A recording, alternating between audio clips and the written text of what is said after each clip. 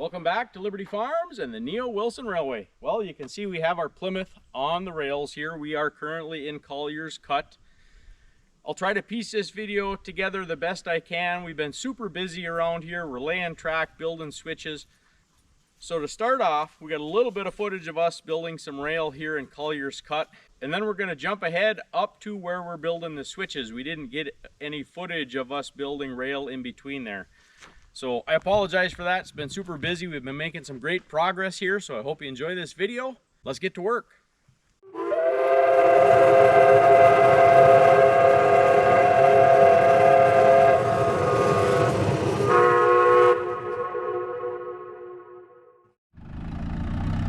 We're just trying to get ready the best we can, set up some of the track on the ties, and none of this stuff was sorted through when it got brought back. It was all different spots on their railroad, and just trying to get the right things in the right places. We got her on the run, so let's keep moving. Let's get this one on. We'll get this bolted in. Let's get it on the rail.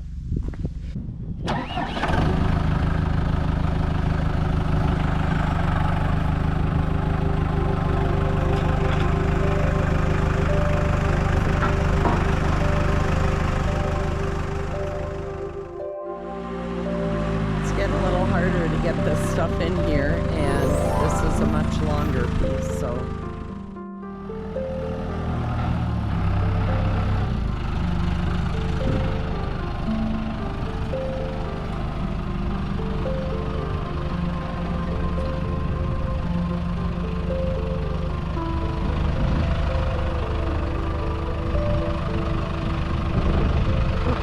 just gonna make her.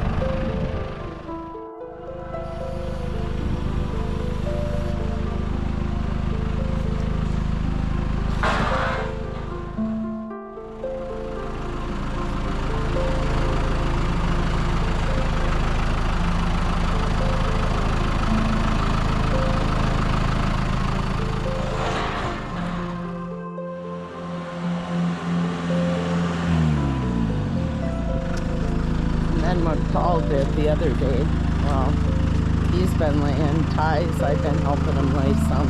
He laid a lot of these himself. But then while I wasn't here, he came and just put a bunch of track up here.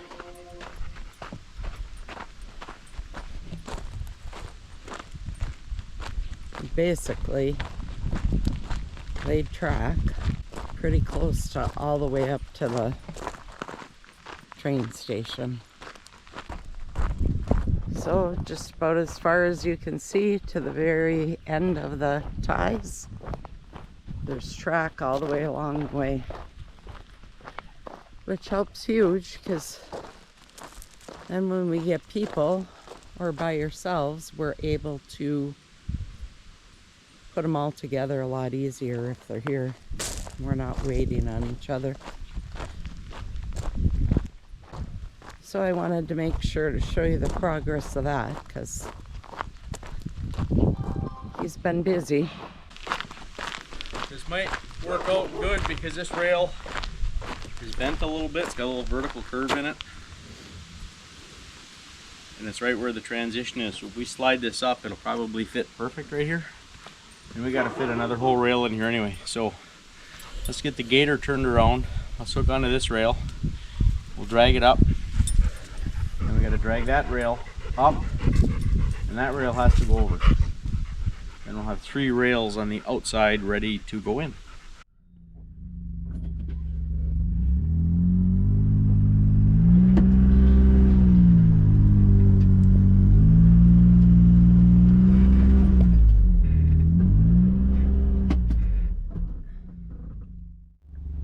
It's got to lock the winch. It was freewheeling. Okay, try that.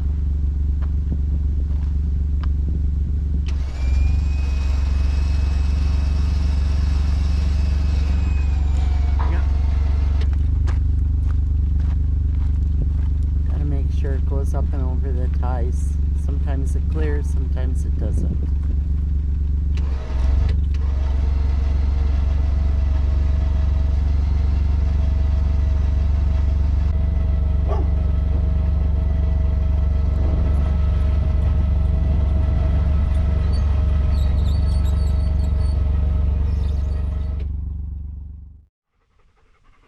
So I've been getting a lot of questions on how we bend our rail.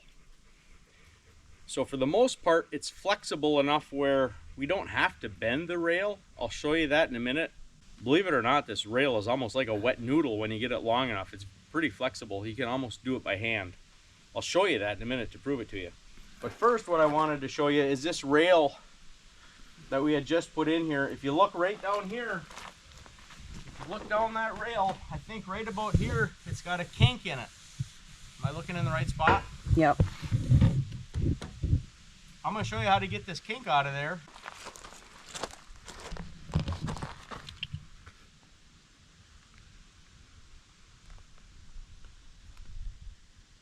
Number 4 rail bender. So basically what it does, it just grabs on the side of the rail and just bends it. Kind of like when you were a kid and trying to break a stick, you just snap it like this.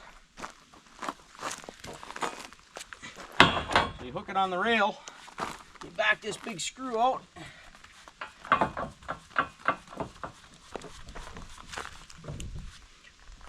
Tighten it up.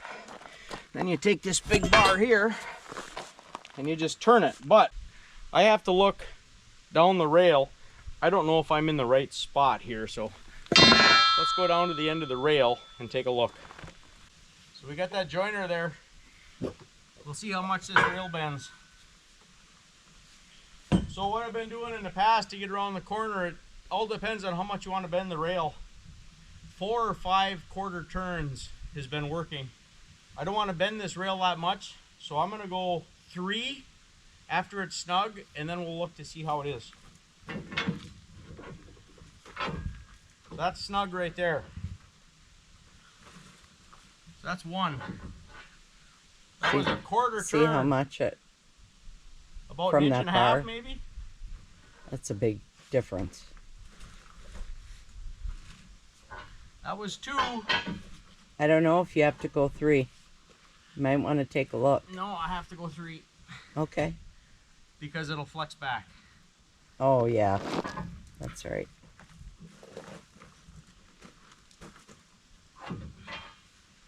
See from where that metal plate was, that's how much it bent.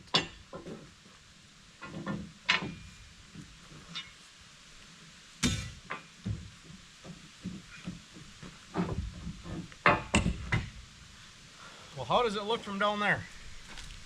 Amazing. It got 1 little kink in it yet. Not bad.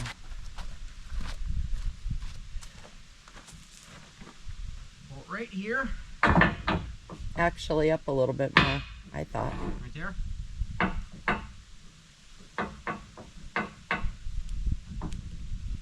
It's not much of a kink.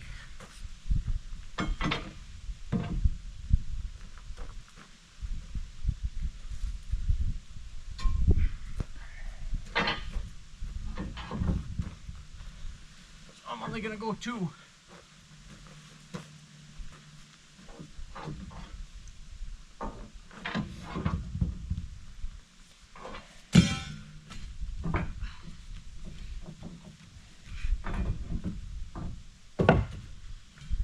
Oh, how does that look?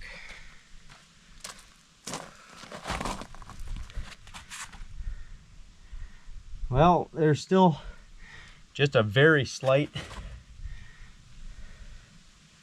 Slight, but not much. Very close. I think I can live with that. So it didn't bend it much here, but when you exaggerate that out a long way, a little bit here is a lot down there. So, And that's how you bend rail. well, let's gauge this and start pounding spikes. So these 4 bolts we're trying here are experimental. We thought we'd give these a try because we are running out of bolts. You'll hear us talk about that later, where we ordered 200 because these worked quite well and we were satisfied. So we got more on the way.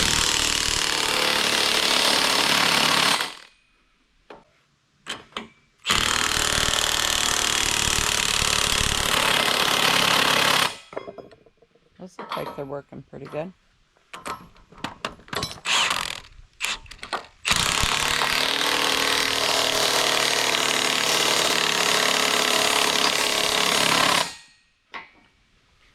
are tight. Didn't break. Squeeze it in nice. I like it. So, you just seen me bend that rail with the rail bender. And you can see how the rail is straight. We bolted this together so it was straight. It might have been on an angle a little bit here. But see how this rail goes to the other side because we're on a slight curve?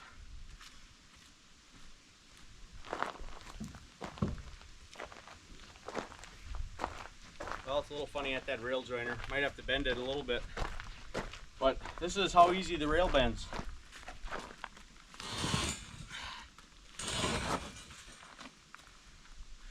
And it stays there.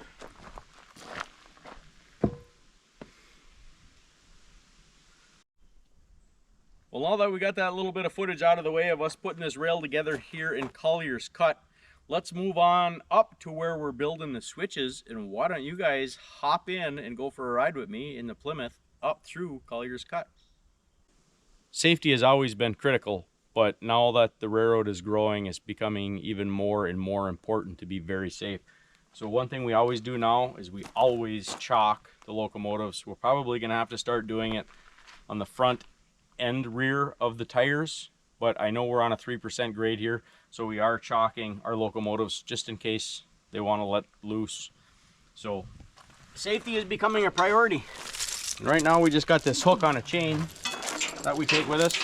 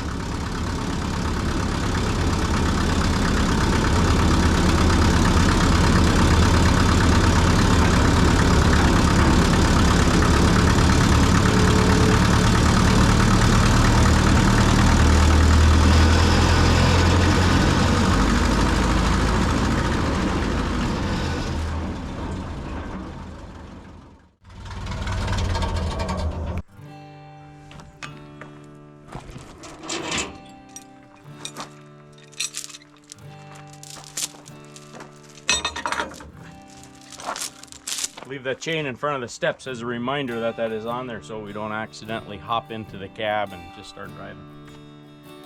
So I wanted to come back this way. I know Paul's got his own agenda here, but so I just wanted to let you know that we have all this stuff down here. And Paul's been engineering all these switches. He has all these pieces. And for days he's been taking pieces out and putting them on the track, figuring out they don't work. He's been doing a lot of heavy lifting around here, trying to figure out what's what and the way it goes, because all of these switches were in pieces. And I don't know how he's doing it, but it's crazy. He's been spending a lot of hours down here figuring. So if you were watching our other video, we pulled all this stuff out of the woods because we hauled this in 3 years ago. We put it out into the fields so we could kind of sort and compile it into certain categories. Once we got that far, now we started building. We needed to bring it up here, so we got all the frogs here. We started sorting and organizing all of the frogs. Once we got that, we went and found our pallet of switches or knife points and our guides. So we got a different number of frogs. Here was a question that some of you have asked, is what number is on our frogs. These are all 3.5s right here. Kind of hard to see on that one. This one up here is a number 2. That's a number 2 right there. 40-pound rail. And the best I can tell is all these are built for 40-pound rail. You could probably squeeze a 35-pound rail on there. I don't know what number this one is. Some of these castings are getting kind of rough. This is a number, it looks like a number 4. Yeah, they're really hard to see. I'm not sure. 2.5s, 3.5s are our most common right here. So anyway, now that we got all of our pieces and parts, our knife point, slides,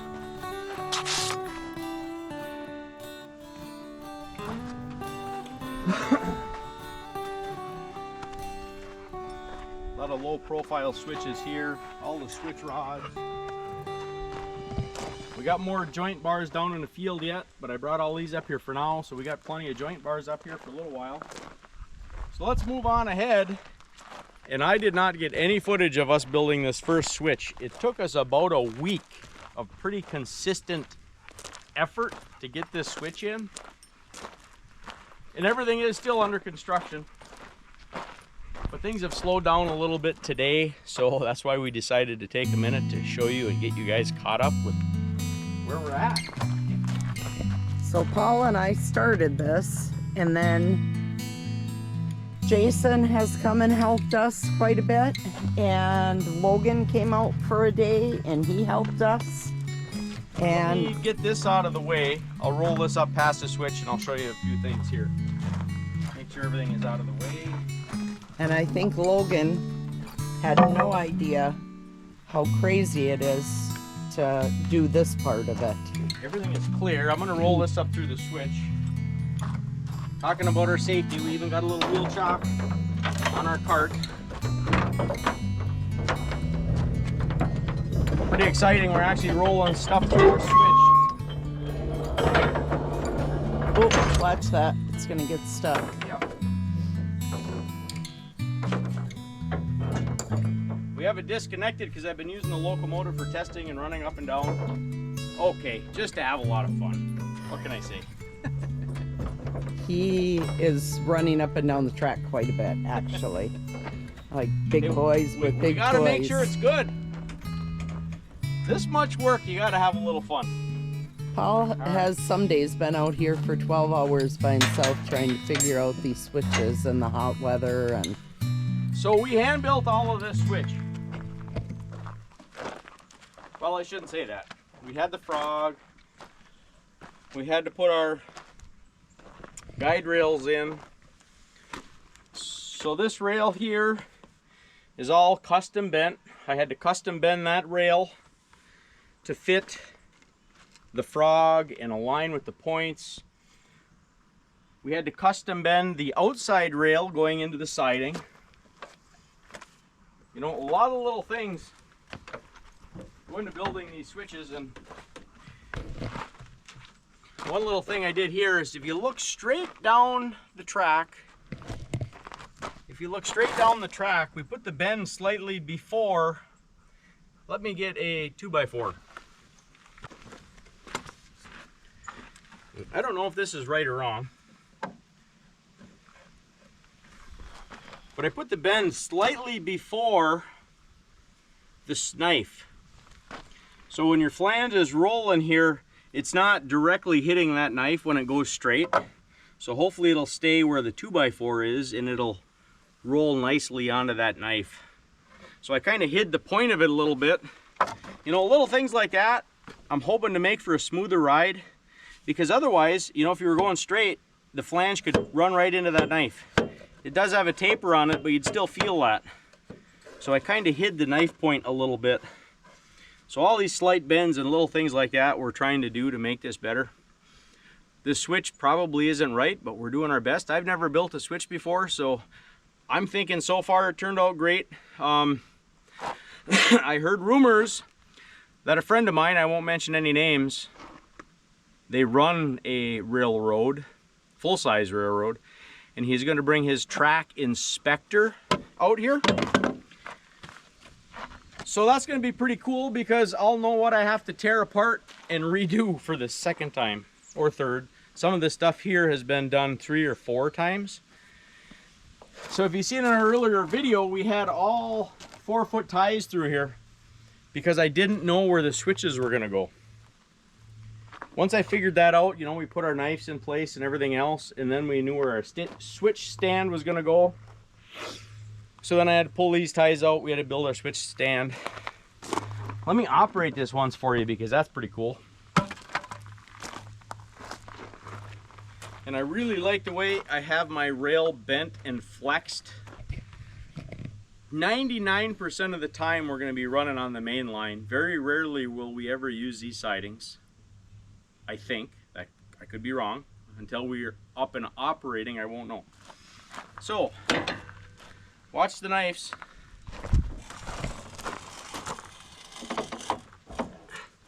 That pulls in and it's a real tight fit. They work well. So this is what I really like about this. We are going to put locks on all of our switches, just in case, another safety precaution. But one thing I do like is, like I said, 99% of our running will probably be on the main line. So I don't know if you can get both shots in here. Watch what happens to the knives as I pull this out of the pocket to go into the siding. This was designed intentionally. That was a good shot of it. It goes right back to the main line. Granted, it doesn't lock itself in, but if anything bad or the lock or somebody was fooling around with this, I'm hoping, because that's how I bent the rail. We kept our main line straight and I put the tension on the curved rail because we won't be using that a lot. So when we're running main line, there's no tension on the rails because they all find their natural position. I don't know if that's right or wrong. That's the way I designed it because it seems to make sense to me in my head. Let me know in the comments what you guys think. But I like it. Pops right back to its natural position on the main line. Granted, it's not locked in, but that's all it takes. Now it's locked in. And that's one reason that rail is hidden a little bit, because once you hide that rail, even though it's not locked in, the train should not hit the point of that knife because it'll be set back just a hair, even if it's not perfectly tight. Another safety feature here on the railroad. Right or wrong, I don't know, but I'm going to try to make that common practice here on this railroad. It's tough to do, but I'm hoping I can do it with all of these. Anyway, that's enough of this. Let's move up. So we had to custom bend this rail. We custom cut it to fit. And then we had to bend this rail to match. So we had to gauge this and bend this. I wasn't too concerned with this part. We started to gauge our main line. But once we got past our main line, I thought to myself, I'm here. I have the switches up here. These are full 40-pound switches, switch knives and everything else. Why not start our second one, seeing we're here? Yes, it's going to slow down. We've been in this spot for at least 2 weeks now. Then we started our next switch. Nothing here is down. We got to gauge. We got to work our way into it. We're just getting the frog into place. I believe this is where it's going to go. There is a lot of moving, you know, a foot back, a foot this way. He is also, by the way, known as Blueprint. So a lot of this stuff is thought out in his head for a long time before he pops everything into place. Yeah, so if you come down here, I'll show you what's happening. So if you get a, well, we got to back up a little bit farther. I explained this in my earlier video. If you follow this rail, it's going to go straight to the train station and then turn slightly, and on the far side of the train station is our sap shack. Well, that's enough chattering about what's been happening here. It's time to get down and dirty. we're gonna go start to finish. We left everything out from yesterday. I put 12 hours in on that switch yesterday. We're gonna show you how we do one little section of rail. So it's time to get down and dirty. Let's get to it. We'll show you how we lay some rail.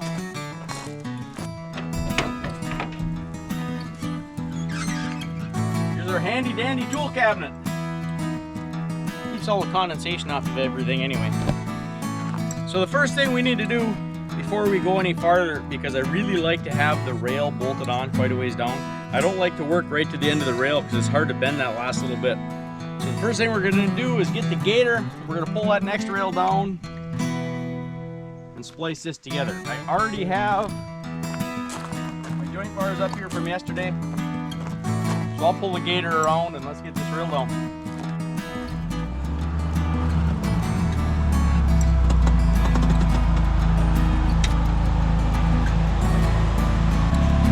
So this has got a nice little winch on it, so it's a lot easier to pull the rail with this and then cut it up than carrying it all the way down. Hank thinks he's going to help Paul. I do like the fact they gave me enough cable to operate the winch out here.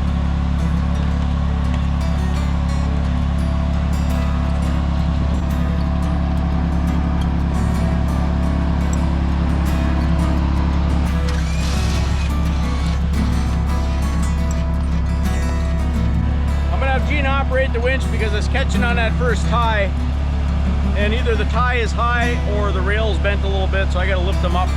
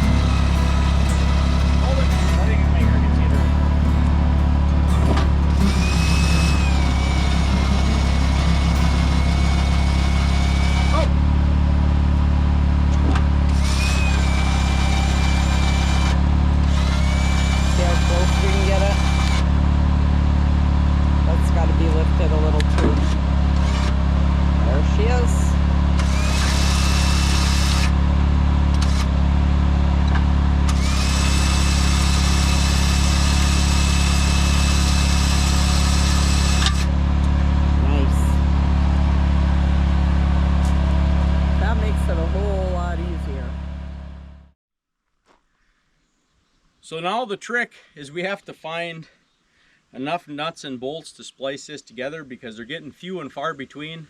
I did find another whole pail, but the shank is too long and I can't tighten the rail because I run out of threads. The only good thing, we have 200 bolts and nuts and washers and everything showing up today. So if I can find enough nuts and bolts, we'll bolt this together. If not, we're gonna have to wait for the order to come. 200 nuts and bolts should get us quite a ways. It should finish everything in here for sure. So that's a good thing. So that's one of the reasons why I started working on these switches. Even though they were taking up some nuts and bolts, it takes time to finagle everything into place. Because if we would have went down here, we would have been out of nuts and bolts a long time ago. So I kind of saved enough to start the switches. Okay, first thing we do, find nuts and bolts. Well, look at here, we found two right off the bat. But see the difference in the shank size? Not enough threads right there. These might be good when we get to the bigger rail and bigger joint bars, I'm not sure. We might need to go up to a 3/4 inch bolt. So I'm not real sure what them longer bolts are for. I don't really have a use for them yet. And I found a whole keg of them. 2 more bolts. So look at here, I found a third.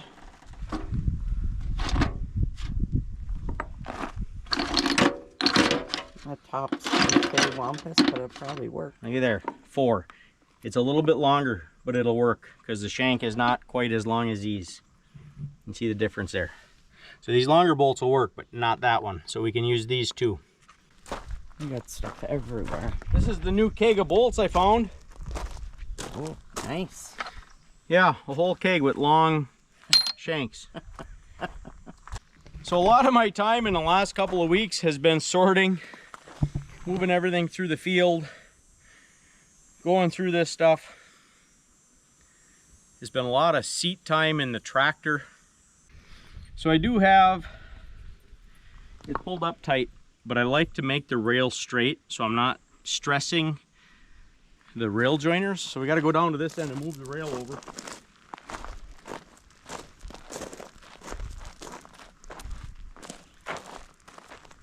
If I get it to the edge of the ties, it'll be pretty close. Yep, that's really close. So typically I put this on the outside and this on the inside. And I know people run a bolt each direction, but I've been running bolts this way. So on the inside here, I never have a problem with it hitting the flange. But my socket broke and I'm having a hard time finding another one. I've called around, I got a thin wall socket. Here, let me show you. So here's my 8-point 1.5" socket. And we have no problem putting these on here because it's a narrow wall.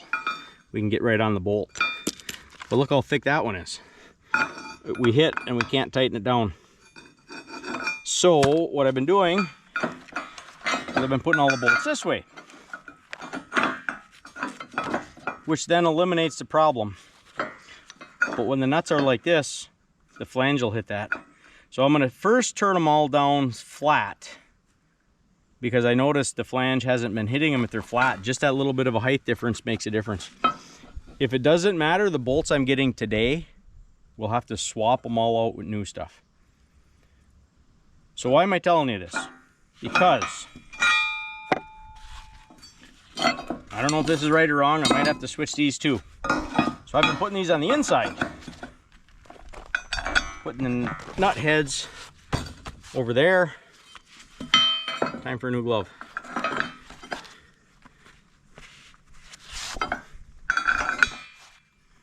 Put that big washer on this one because it's a longer bolt.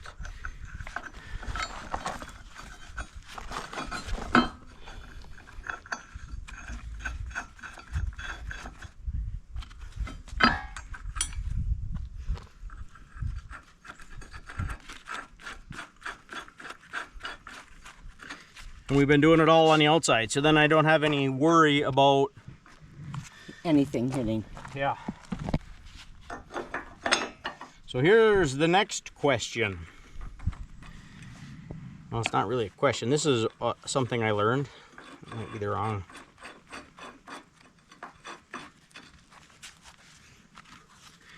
So typically, you see one this way, one this way, one this way, and one this way. Do you know why they do that? Let me demonstrate here a little bit. So if that one's this way and that one's this way, and this has the nut on it. So what I was told is if a locomotive derails, typically it won't hurt these ones because they're so shallow. So if the train derails and the locomotive hits these two and busts them off, then technically you would still have two of your bolts on, so you would have 50% of your holding power. And then vice versa. If it busted the outside off of these two, you'd still have 50% of your holding power. So if they're all the same way and it rips them off, you have 0. It's good in thought. Whether it works or not, don't know. We're getting down to the nitty gritty. Looking through the last of the last. Hopefully, the order shows up soon. But we won't need it here because we're going to start spiking. We're just spiking, so we don't need. We just wanted 4 for this.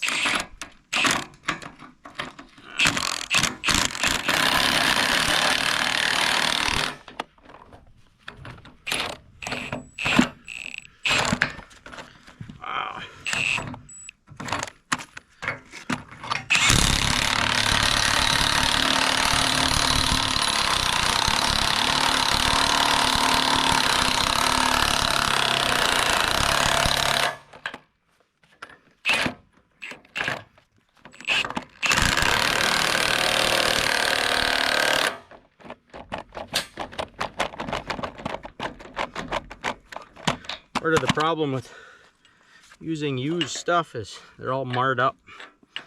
Beating them with hammers. Speaking of hammers, I could use a hammer. Guess I'll go find a hammer.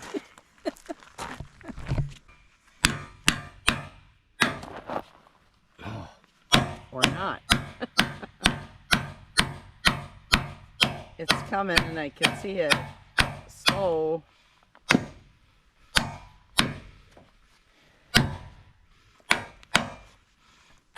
Wow.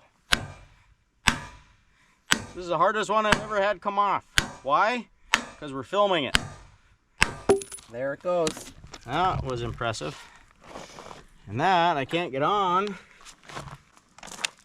When you get fed up, you get fed up.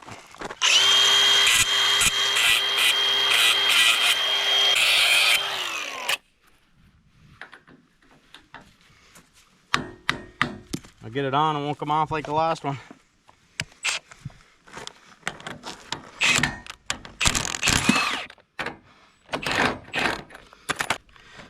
The hammer action normally flat. What in the world? I haven't had this much problem with a joint bar yet until we go to film one. It's not funny, but it is. Sorry. It kind of is.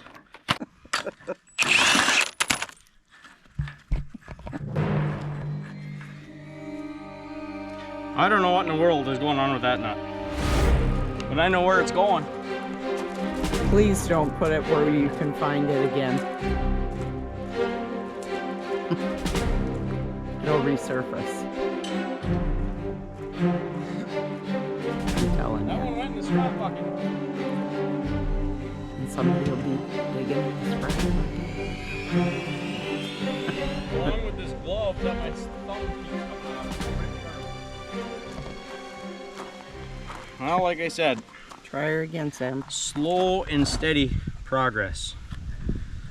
If all we get done today is this one joint, get this one joint together, that's progress.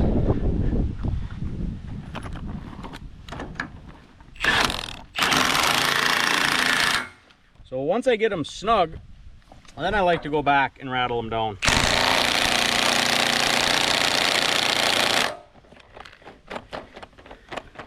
And here we go again. This one's coming this time. Come on high, there we are.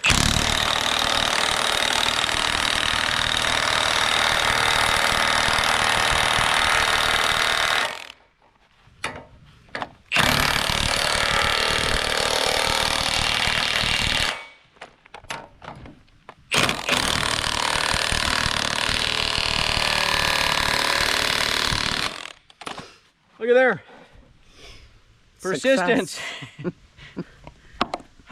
Victory. Okay, next. Spacer bars and straps. So let's set these off to the side.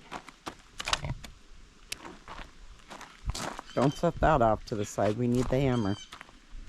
We're pounding in spikes. Oh yeah. We may not have had enough coffee this morning. We gotta Or save too this much. because hopefully it's got a lifetime warranty. Now we gotta rob all of our stuff off that switch because that's where I was working. We gotta get our straps. Here's our drill.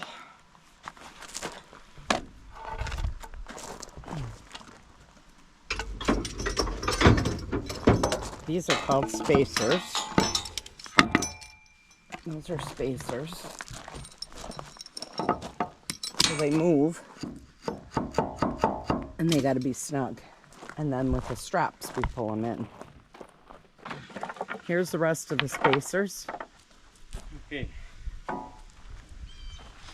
Typically I put them every 2 ties, every 4 feet.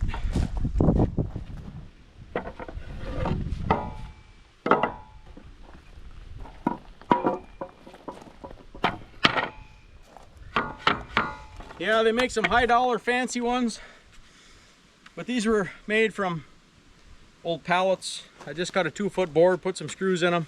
These cost me next to nothing. And they work just fine. When they break, we make some more. Yeah, they break really easy. If they're snug and you pound them out, you just end up ruining them.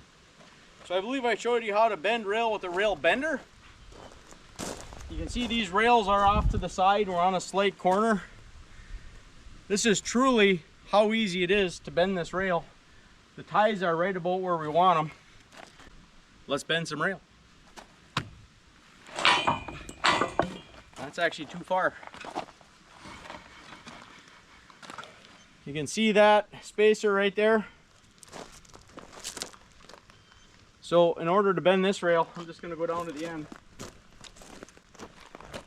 So now we'll pull this one in.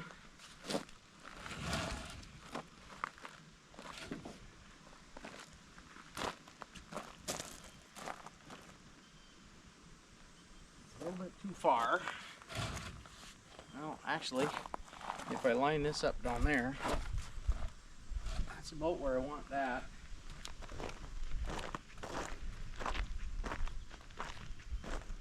With the longer track on there, it makes it nice because they bend uniformly. When you get down to the end doesn't bend because you don't have the stress from the next rail. We still have some gaps here, but as we pull that in, that'll tighten up.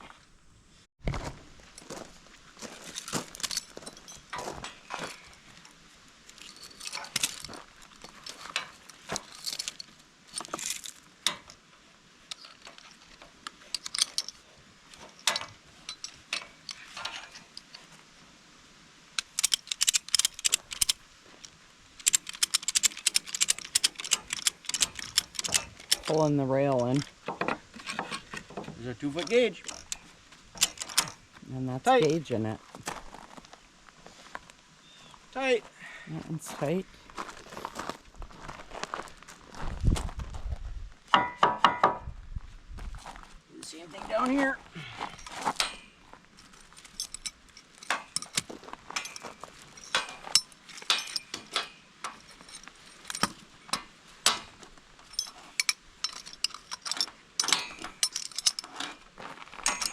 These are your simple tie-down straps for my car trailer, which I stole the short ones for here. They were good. Oh.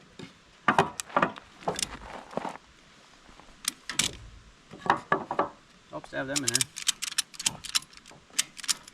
Tight. Touch loose right there, but that's all right. Them ones are a little worn out. We'll just do up to this tight one. 1, 2, 3, 4, 5, 6, 7, 8 ties at 16 feet. I'm happy with that. It's really that simple to gauge it. Oh, that looks like a nice radius on that outside rail. I'm happy. Do you have all your ties where you want in line? They look pretty good, but that one there, I'll straighten them a little bit.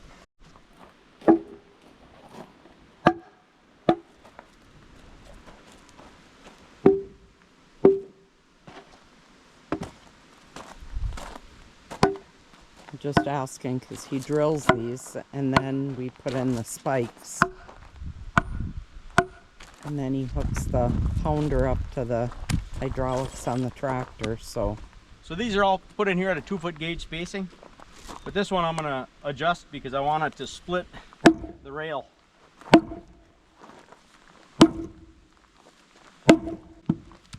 Now this joint, both ends of that rail is sitting on a tie. I like it. There's our pink marks.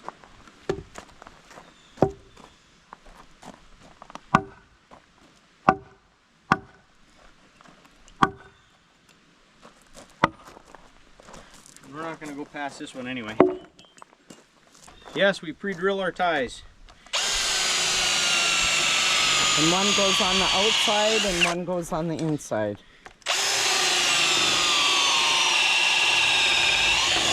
On each side.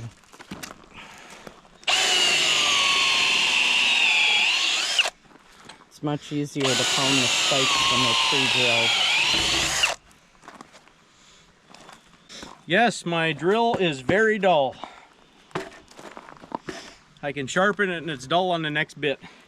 As long as I can get it to go in the wood, I'm happy. As soon as it stops going in the wood, I resharpen it and it's dull right away. So as long as it makes a hole, it's going to be dull. And dead battery. Out of battery. Fresh battery.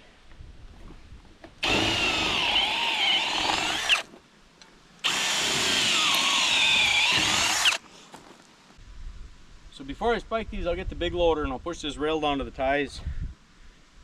Well, as you can see, the rail is sitting up quite a bit.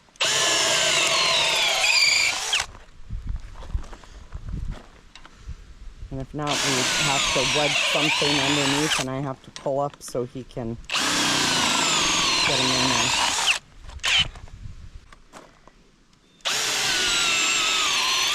Doesn't matter which way you do it, but if I put one on this side, the inside one goes forward.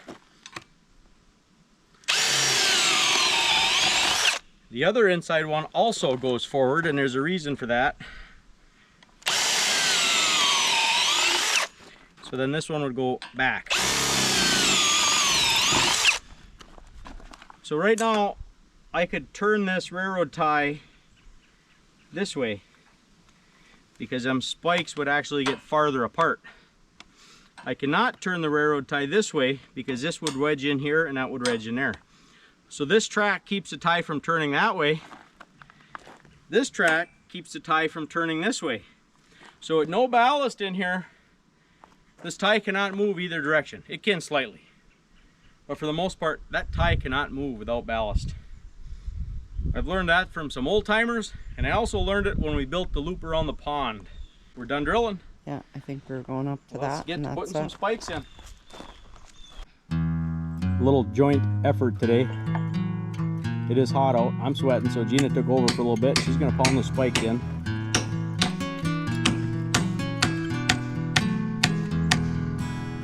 She has this down to a science too, because they're just the right angle along with drilling the holes.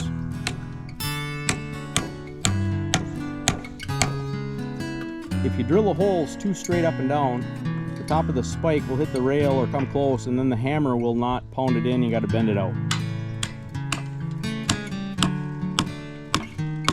And that really slows down production. If you put too much of an angle on it, it goes under the railroad tie and it's a pain, and a lot of times it'll bend over. So just the right angle. Gina's got it down pretty good. She's set enough of them while I'm working.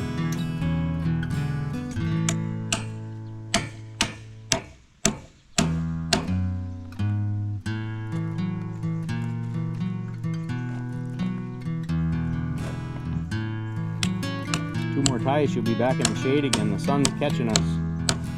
It's always a race against the sun to stay in the shade. And most of the time the sun beats us.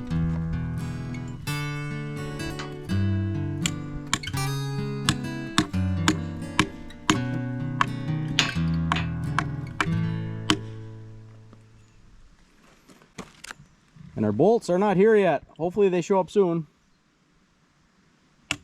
I don't know if I'm going to be able to find enough bolts to put the next rail in, so we might be done until our bolts show up.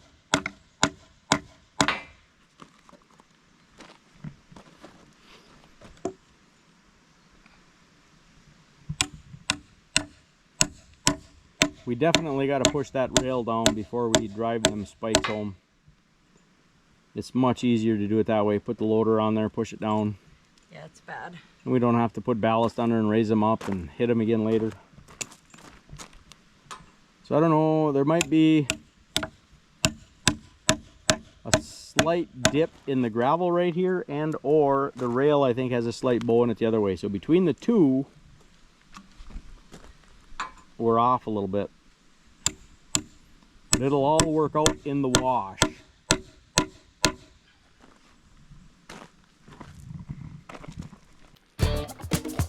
Well, and that's another little section ready for the hammer. Somebody left a comment in one of our other videos on what kind of a spike pounder it is, and I looked at it and it is a Stanley spike pounder.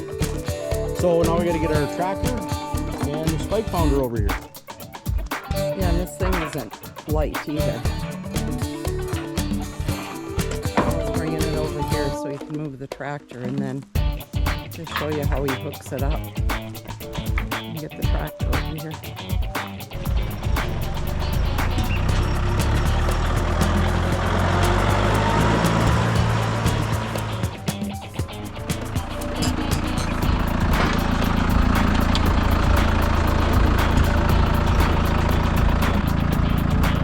Just run it off of one of my hydraulic remotes for running implements.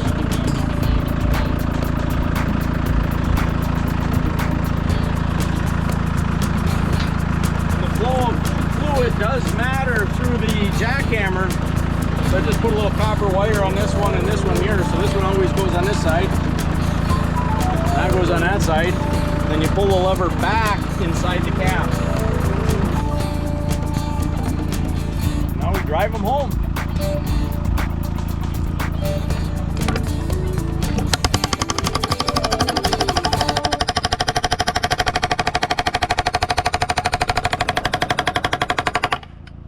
Oh, we were gonna get the loader to I was just push down on the. Yep. Sometimes we get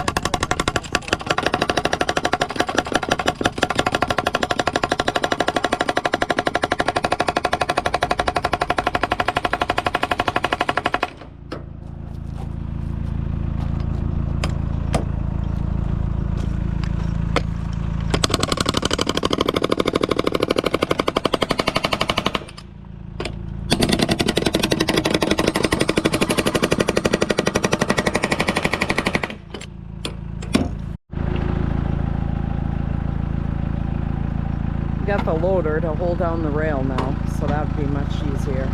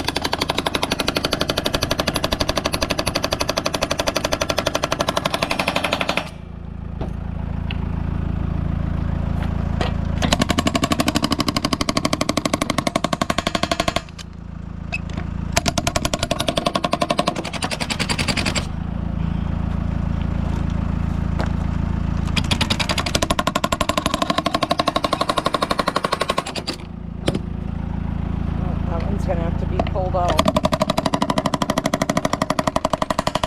Too close to the rail.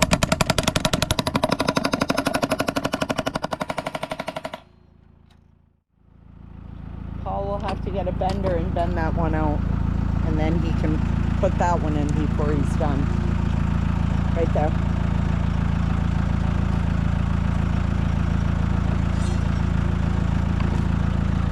He's just got to tweak it out so he can get on it.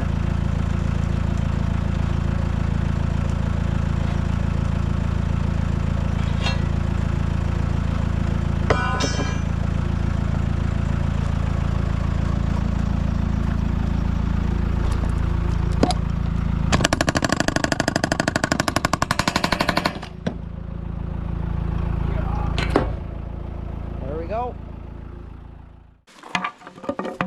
Now we pick everything up, and typically we bolt another rail on and move down, but this sun is out. It's hot, so I think we're gonna call it a day.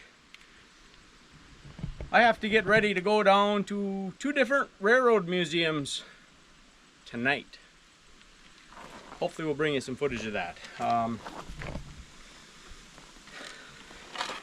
A day in the life of the Neo Wilson Railway. Keep going, one piece at a time, a little bit farther.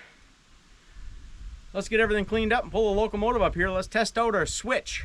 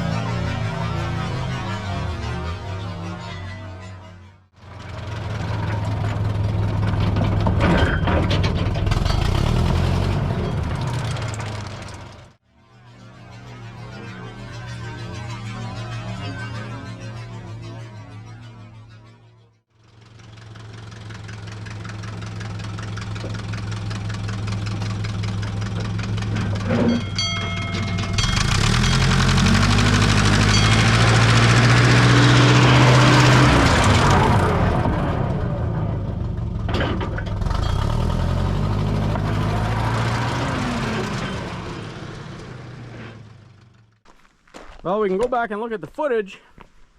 I wonder if we can see where it's rubbing. Oh, right there for sure, I think. It's hard to tell, it's in the shadow. I think we might be hitting right here. So if we are hitting here, I'll have to get a better look at that. If we're hitting there, I might have to narrow up the gauge. I might have to move this rail in to keep it from hitting the frog so hard. But before I do any of that, we're gonna run the steam locomotive on it first, because that might run through it just fine. Because that's primarily what we'll be using. We're gonna pack her up for the day. We're kind of done for today anyway. I'm running out of bolts and our shipment has not came yet. So until next time, have a great day, everybody.